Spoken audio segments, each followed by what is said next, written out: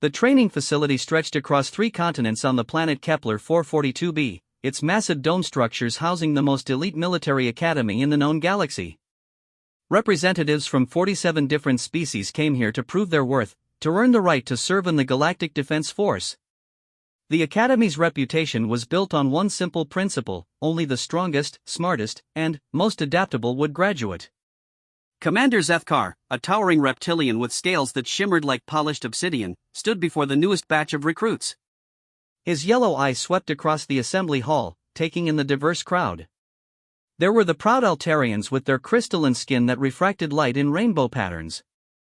The hulking Gorvani, whose thick hides could deflect most small arms' fire. The graceful Selenites, whose elongated limbs moved with fluid precision. The tech-savvy Nexari, their multiple arms constantly adjusting various devices attached to their bodies. And, then, there was the human. Marcus Chen stood among the other recruits, unremarkable in almost every way. At average height and build, he seemed almost fragile compared to his alien counterparts. His brown hair was neatly trimmed, his dark eyes alert but showing no particular intensity that marked the other species.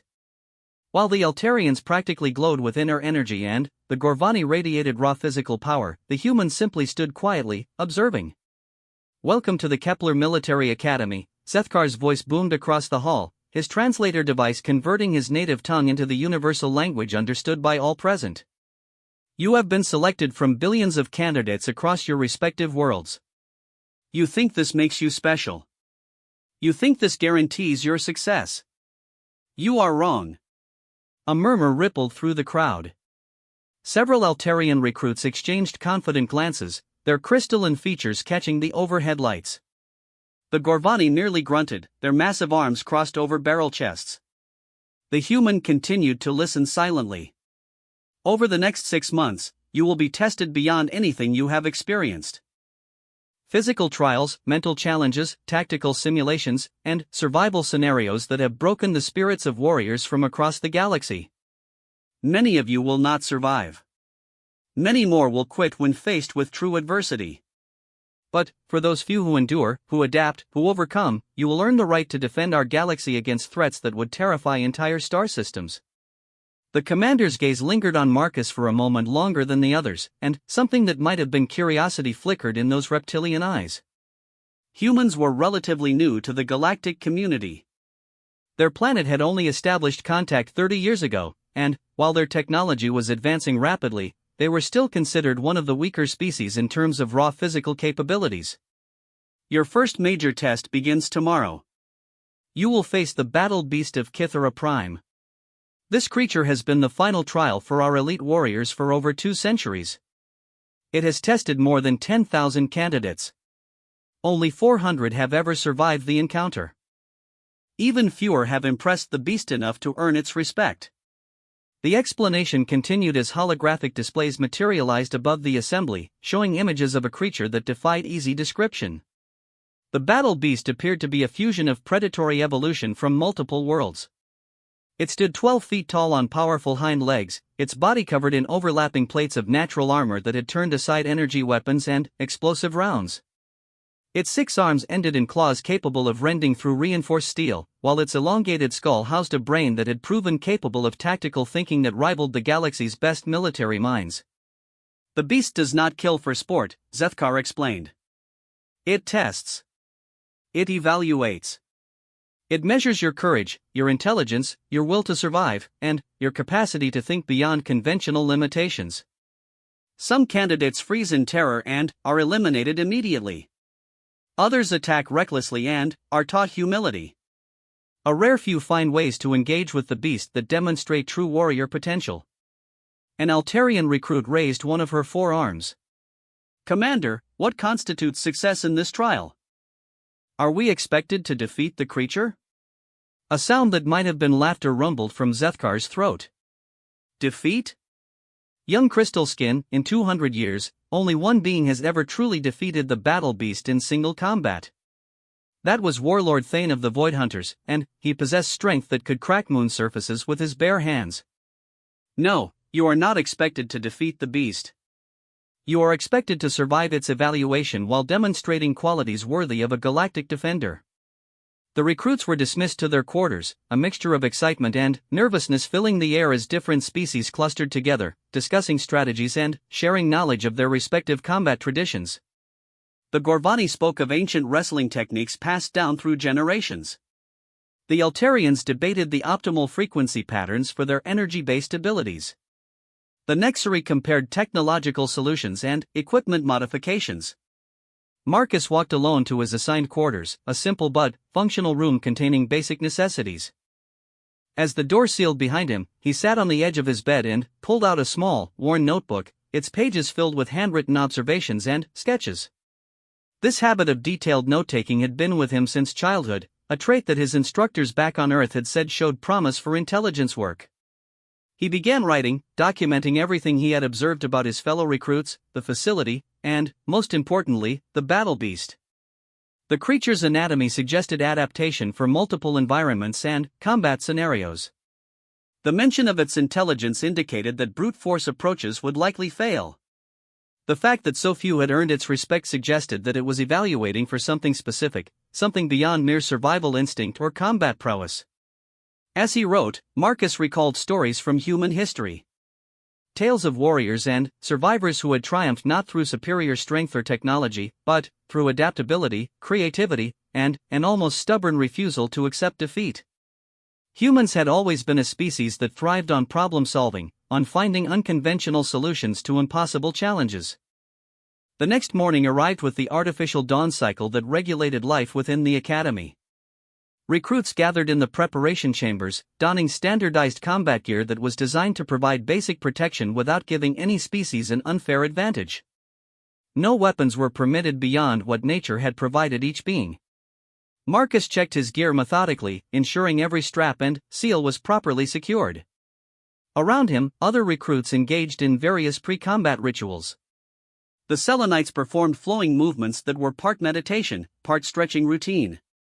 The Gorvani engaged in contests of strength, their heavy breathing creating clouds of steam in the cooler preparation chamber. The Eltarians stood in perfect stillness, their bodies gathering and focusing energy. The transport to the beast's domain was a short flight across the planet's surface to a massive natural arena carved from ancient volcanic rock.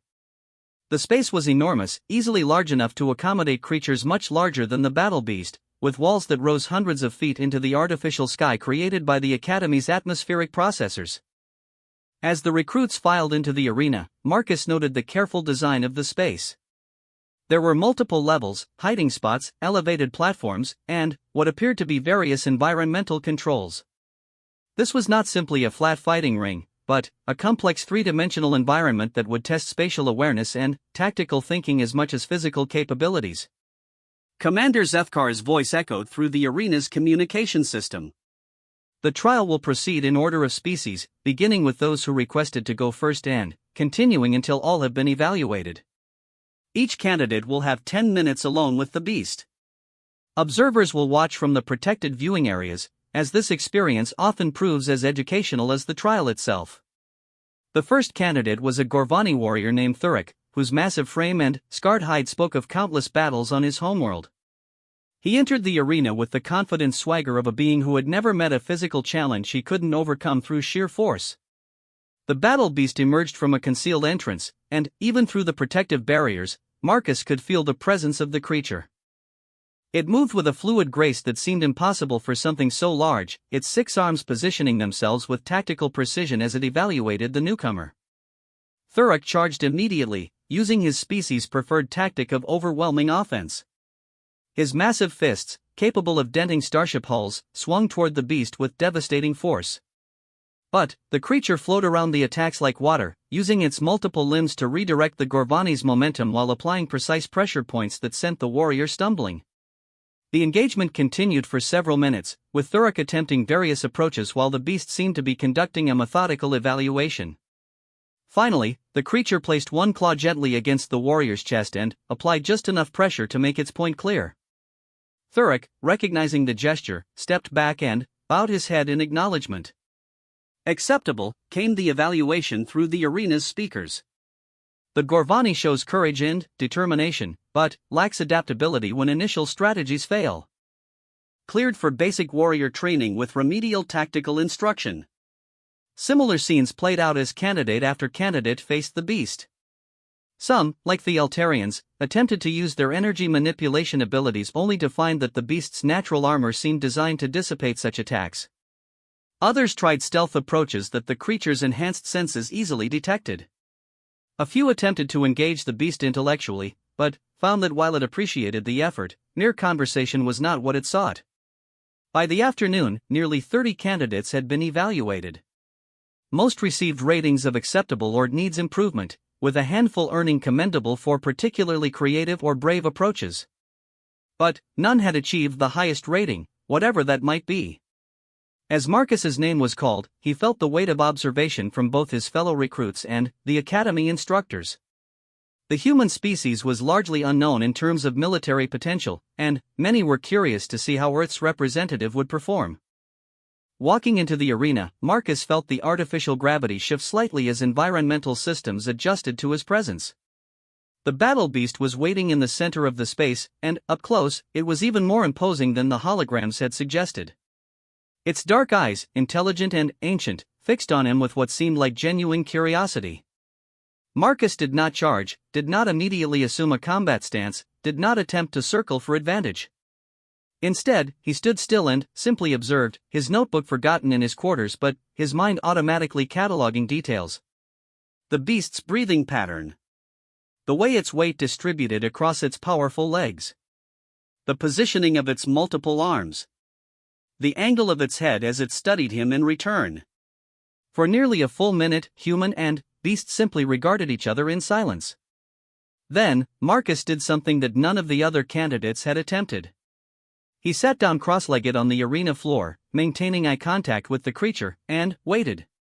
The beast's head tilted slightly, and Marcus could swear he detected what might have been amusement in those ancient eyes. Slowly, carefully, the creature approached until it loomed directly over the seated human. Its massive claws extended, capable of ending the trial instantly, and came to rest just inches from Marcus's head. Still, the human did not move, did not flinch, did not break eye contact. He simply sat in perfect stillness, communicating something without words. Not submission, not defiance, but a kind of patient confidence that suggested he understood something that the others had missed. The beast studied him for what felt like an eternity but was probably only seconds.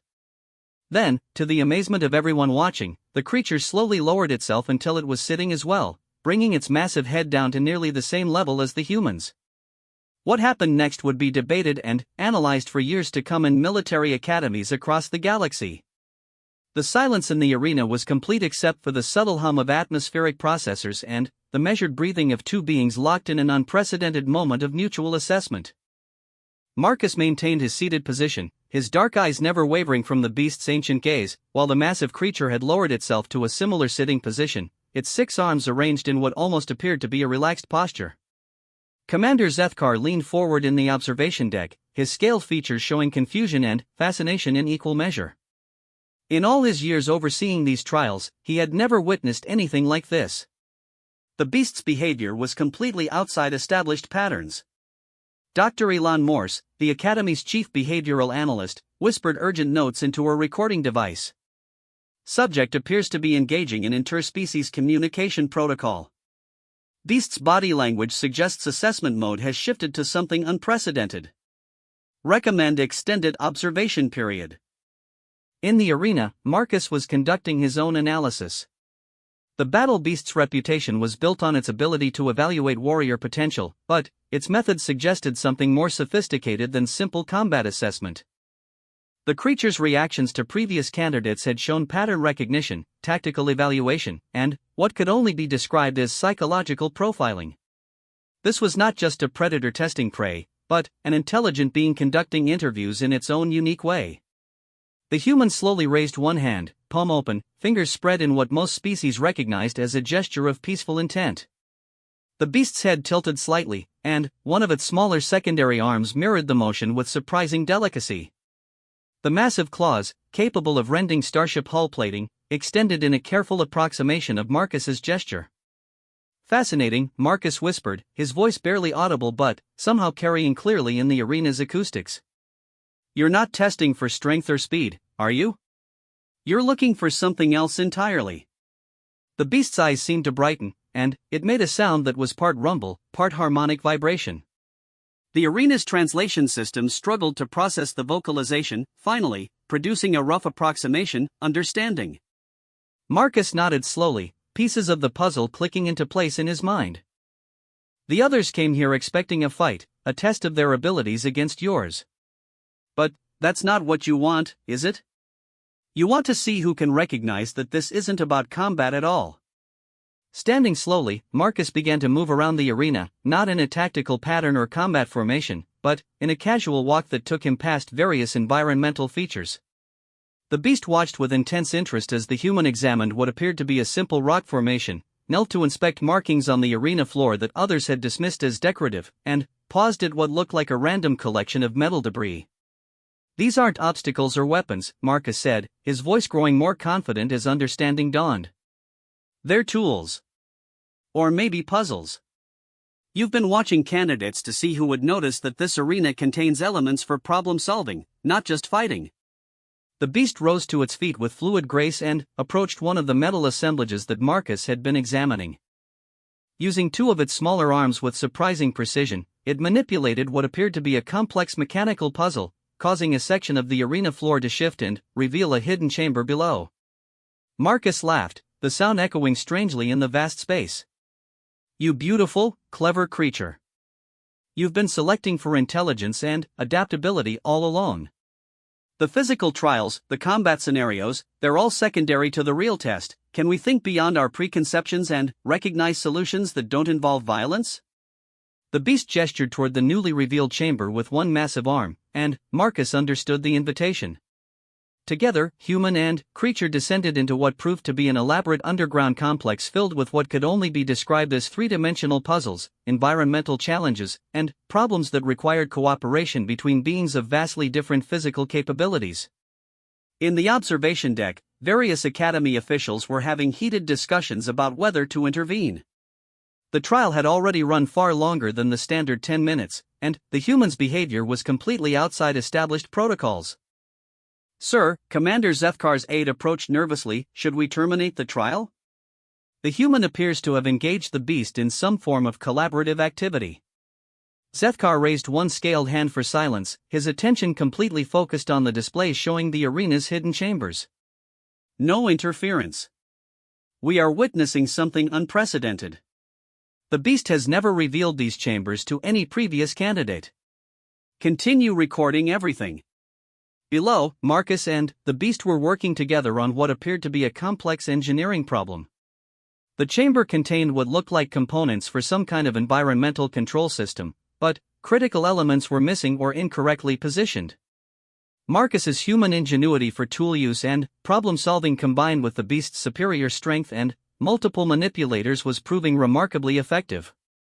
"Your species has been testing candidates for 2 centuries, Marcus said as he adjusted a delicate calibration device while the beast held a massive support beam in perfect position. "But you haven't just been evaluating for the Academy, have you? You've been looking for something specific. Someone who could see past the obvious and recognize a different kind of partnership." The beast's response was complex, a series of harmonic vocalizations that the translation system struggled with before producing, seeking understanding, bridge between, long time, many tests, few see true purpose. As they completed the engineering puzzle, the chamber around them transformed. Hidden panels slid back to reveal windows looking out onto a view that definitely wasn't the training planet's surface. Instead, they showed what appeared to be a star field containing structures that seemed to be part artificial and part organic, massive constructs that dwarfed even the largest known space stations. Marcus stared in amazement. "This isn't just an arena, is it? This is some kind of command center. And you're not just a test proctor. You're a guardian. A sentinel watching over something that requires the right kind of mind to even perceive properly." The beast moved to what was clearly a control interface designed for its unique physiology, its multiple arms dancing across controls with practiced ease. The view outside shifted, showing different angles of the mysterious structures, and Marcus began to understand the scale of what he was seeing. These weren't just buildings or ships, they were something that existed partially outside normal spacetime, requiring a specific type of consciousness to interact with safely. The Academy, Marcus said, his voice filled with wonder, it's not just training soldiers. It's screening for minds that can handle contact with something beyond normal galactic civilization. Something that requires cooperation rather than conquest, understanding rather than domination. The beast's response was warm, almost proud, yes. Human sees. Human understands. Rare gift among star-traveling species. Most seek to conquer, to control, to impose order through force. Few recognize that greatest challenges require different approach.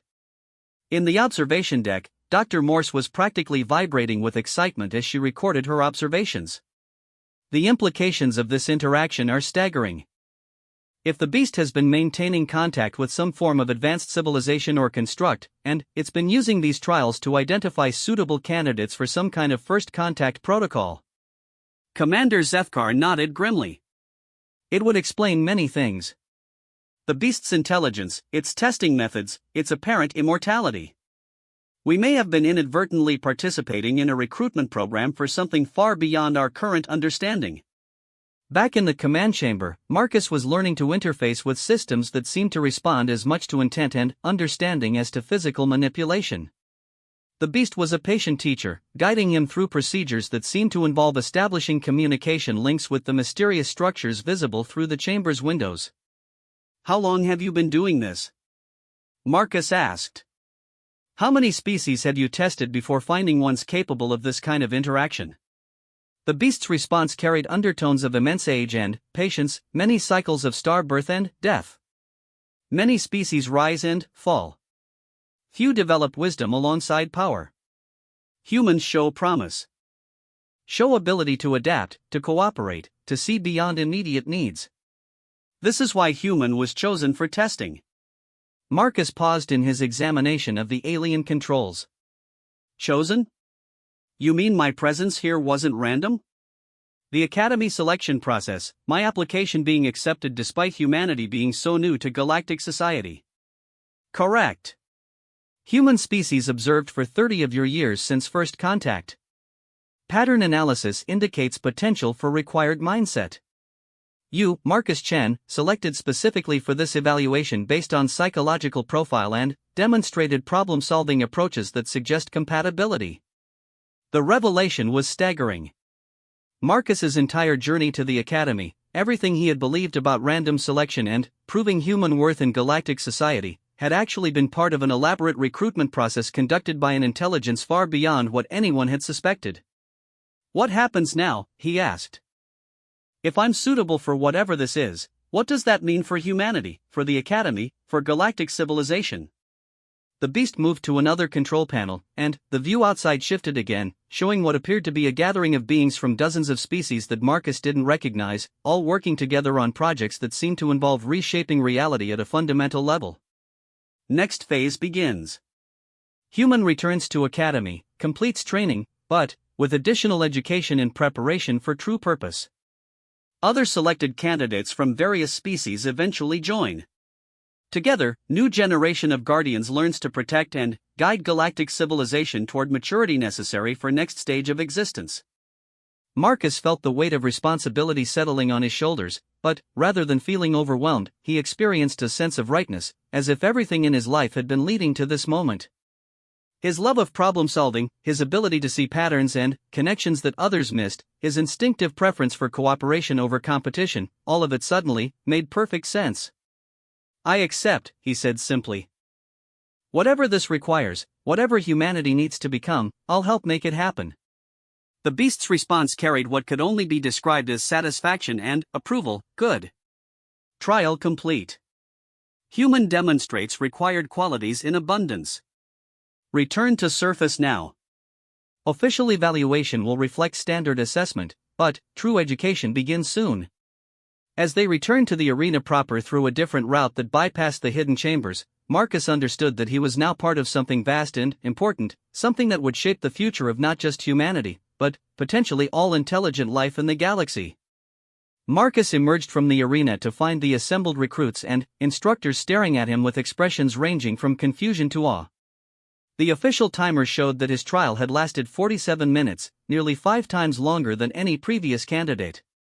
The battle beast followed him out, moving with what appeared to be a distinctly different demeanor than it had shown with earlier candidates. Commander Zefkar approached the arena floor, his reptilian features unreadable. "Candidate Chen, please report your experience for the record." Marcus glanced briefly at the beast, who gave an almost imperceptible nod. "Sir, the trial was unlike what I expected. The battle beast conducted a comprehensive evaluation that tested problem-solving abilities, adaptability under pressure, and capacity for non-violent conflict resolution. I believe I demonstrated adequate performance in these areas." The massive understatement drew surprised looks from several observers, but Zefkar simply nodded. "The beast's evaluation?" The creature stepped forward, its harmonic voice carrying clearly through the arena's acoustics. "Human candidate exceeds all standard parameters. Demonstrates exceptional aptitude for complex tactical thinking, interspecies cooperation, and adaptive problem-solving under novel circumstances. Recommend immediate advancement to specialized training protocols." A murmur rippled through the assembled recruits. No candidate had ever received such an endorsement from the beast. Several Altarians exchanged glances of what appeared to be respect mixed with incomprehension. The Gorvani warrior Thurek, who had received an acceptable rating earlier, looked at Marcus with new interest. "Specialized protocols?" Dr. Morse stepped forward from the observation area. "Commander, there are no specialized protocols outlined in current Academy curriculum for post-beast evaluation." Zefkar's yellow eyes narrowed slightly as he studied both Marcus and the beast. "Dr. Morse, it appears we may need to develop new protocols. The beast's evaluation suggests capabilities that extend beyond our standard training programs." Over the following weeks, Marcus's experience at the Academy became increasingly unique. While his fellow recruits followed established courses in tactical combat, starship operations, and standard military procedures, Marcus found himself called to additional sessions that weren't listed on any official schedule. These special training periods took place in sections of the Academy that most students never saw, deep underground facilities where the artificial gravity could be adjusted to simulate conditions from dozens of different worlds. His instructors were a rotating group of beings from species he didn't recognize, each possessing knowledge and abilities that seemed to transcend normal galactic civilization. "Your mind is adapting well to non-linear tactical thinking," observed Instructor Kethmar, whose crystalline form seemed to exist partially in normal space and partially elsewhere. "Most species require extensive conditioning to process multi-dimensional strategic scenarios. Humans appear to possess innate flexibility in this regard." Marcus was learning to operate equipment that responded to thought patterns rather than physical manipulation, to navigate spaces where geometry followed rules that his human brain had to stretch to comprehend, and to communicate with intelligences that existed in states of being far removed from biological life. This is preparation, he realized during one particularly challenging session that involved coordinating with entities that appeared to be living mathematics. "You're teaching me to interact with things that normal academy training could never prepare someone for." Kethmar's form shifted through several configurations before settling into something approximately humanoid. "Correct assessment. Standard military training prepares beings to fight threats they can understand, enemies that follow known patterns of behavior and technology. Your education addresses different category of challenges entirely." Meanwhile, Marcus maintained his regular academy schedule, participating in combat exercises with his fellow recruits and attending standard classes. To outside observers, he appeared to be a competent but unremarkable student, performing well but not exceptionally in conventional measures. Only a few perceptive individuals began to notice subtle differences. Liera Vextel, an Altarian with particularly keen observational abilities, approached Marcus after a tactical simulation exercise. "Your approach to the scenario was interesting," she said, her crystalline features reflecting rainbow patterns in the artificial sunlight. "You solved the hostage situation using methods I've never encountered in standard tactical doctrine." Marcus considered his response carefully. "Sometimes conventional approaches aren't sufficient. I've found it helpful to consider problems from angles that might not be immediately obvious." Indeed, Liera's tone suggested she understood there was more to his statement than surface meaning. "I have noticed that you seem to process spatial relationships differently than other candidates." As if you're seeing additional dimensions that the rest of us miss. The conversation was interrupted by an announcement calling all candidates to assembly for their next major evaluation. The Academy's curriculum included increasingly complex challenges as students progressed, but this particular trial was described only as a comprehensive assessment of advanced capabilities. The candidates were transported to a facility that seemed to exist at the edge of the Academy's main complex, a structure that appeared to have been grown rather than built, its organic curves and impossible angles suggesting architecture from beyond conventional understanding. Marcus recognized it immediately as similar to the mysterious structures he had seen through the windows of the beast's hidden command chamber. Commander Zethkar addressed the assembled group with unusual gravity. This evaluation will test your ability to function in environments and circumstances that may be encountered during advanced assignments for the Galactic Defense Force. Some of you may find the experience challenging to your fundamental understanding of reality. Those who cannot adapt will be transferred to standard military tracks with no loss of honor. The candidates were divided into small groups and sent into different sections of the strange facility. Marcus found himself grouped with Liera, Thurok the Gorvani warrior, and a quiet Nexri technician named Ziphar whose multiple arms were constantly making minute adjustments to various sensing devices. Their assigned section appeared to be a simple corridor with doors leading to various chambers, but, as they progressed, the geometry became increasingly non-standard. Doors opened onto rooms that were larger inside than the corridor that contained them could possibly accommodate. Gravity changed direction arbitrarily, requiring the team to develop new movement techniques. "This is impossible," Thurok rumbled, his massive form struggling to adapt to a chamber where down appeared to be in 3 different directions simultaneously. "My warrior training never covered battlefields that violate basic physics." Ziphar's sensors were providing increasingly confused readings. "Spatial measurements are inconsistent. Energy signatures suggest reality manipulation technology beyond anything in galactic databases." Liera, however, was adapting with surprising grace, her Altarian mental flexibility allowing her to process the impossible geometry more readily than her companions. "Marcus," she said, "you don't seem surprised by any of this. You're navigating these spaces as if you've encountered similar environments before." Marcus paused in his examination of what appeared to be a control panel that existed in 4 dimensions, its controls extending into spaces that their eyes couldn't quite follow. "I've had some additional preparation," he said carefully. "The key is to stop trying to force these environments to conform to normal expectations and start letting your mind adapt to their actual rules." He demonstrated by operating the control panel through a combination of physical manipulation and what appeared to be mental projection, causing the chamber around them to shift into a configuration that was actually navigable by beings with their physical limitations. "How did you do that?"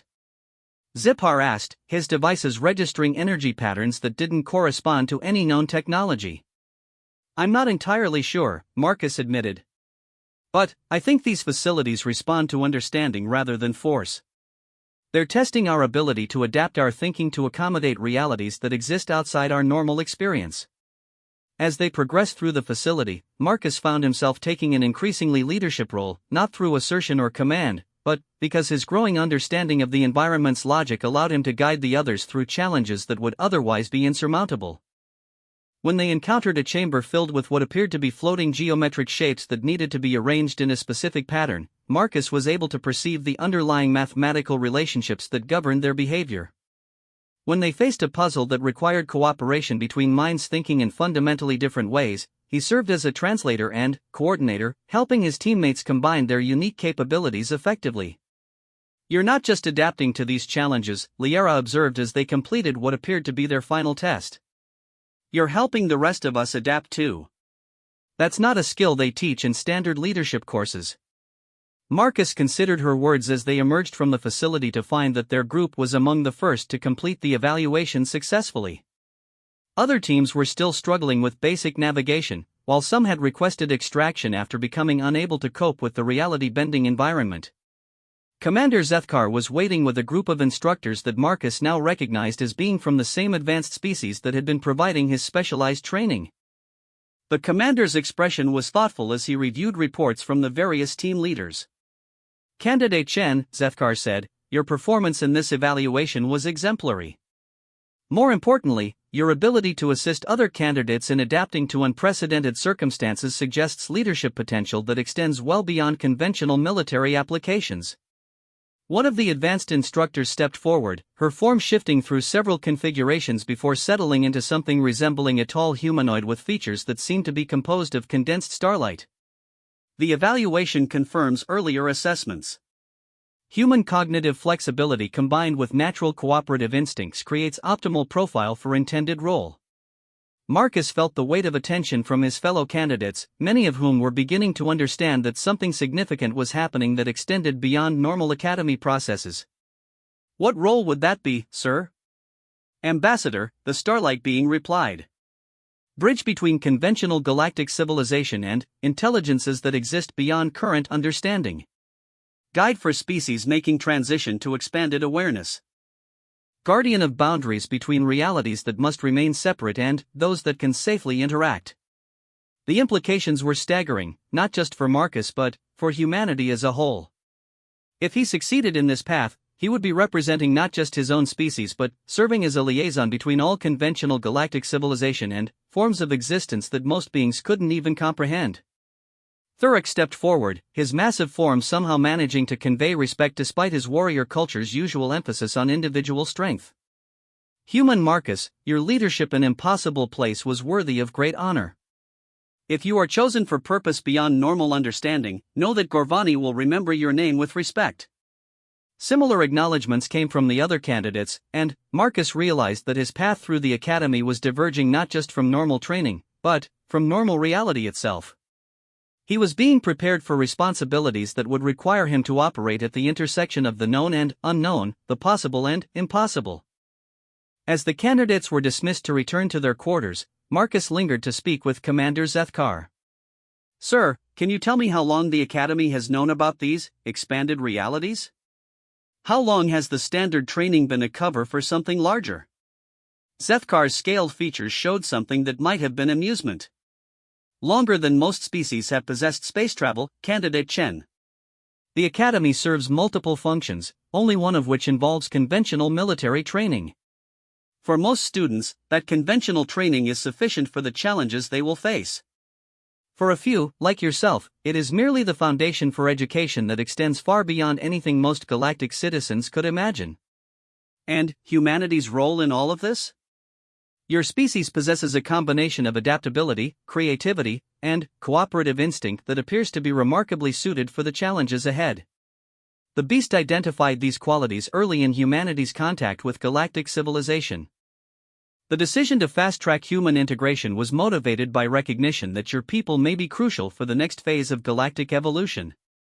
Marcus nodded, feeling the full weight of responsibility settling on his shoulders. He was no longer just representing himself or even his species, but potentially serving as a bridge between humanity and realities that could reshape the entire understanding of existence itself. The battle beast appeared at his side with its characteristic silent grace, and Marcus understood that this creature, this ancient guardian and teacher, would continue to be part of his journey as he learned to navigate the impossible responsibilities that awaited him beyond the academy walls. "Ready for next phase?" the beast asked, its harmonic voice carrying undertones of approval and anticipation. Marcus Chen, once an ordinary human from Earth, now stood at the threshold of becoming something unprecedented in galactic history. "Yes," he said, his voice carrying quiet confidence that had been forged in the crucible of impossible tests and unimaginable revelations. "I'm ready."